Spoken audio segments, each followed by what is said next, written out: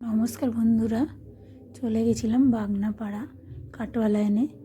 তো স্টেশনে নেমে টোটো করে চলে গেছিলাম এই গণিতাই মন্দিরে। মাঘী পূর্ণিমার দিন অনুষ্ঠান ছিল। তো প্রত্যেক বছর মাঘী পূর্ণিমার দিন অনুষ্ঠান হয়। খুব সুন্দর ঠাকুরকে সাজানো হয় এবং নরনারায়ণ সেবা করা হয়।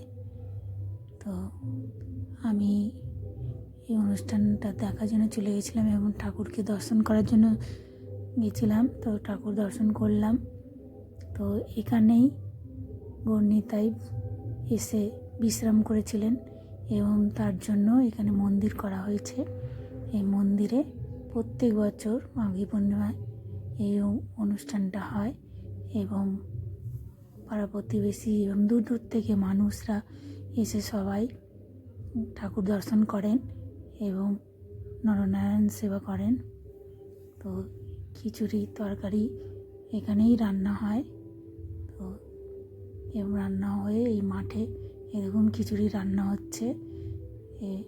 এই ড্রামগুলোতে খিচুড়ি রাখা হচ্ছে, কড়াইতে বড় বড় কড়াইতে রান্না হচ্ছে এবং মাঠ ভর্তি প্রচুর লোক, শয়ে শয়ে লোক প্রসাদ গ্রহণ করেন খিচুড়ি আর তরকারি। তো খুব সুন্দর করে সবাইকে পরিবেশন করেন গ্রামবাসীরা।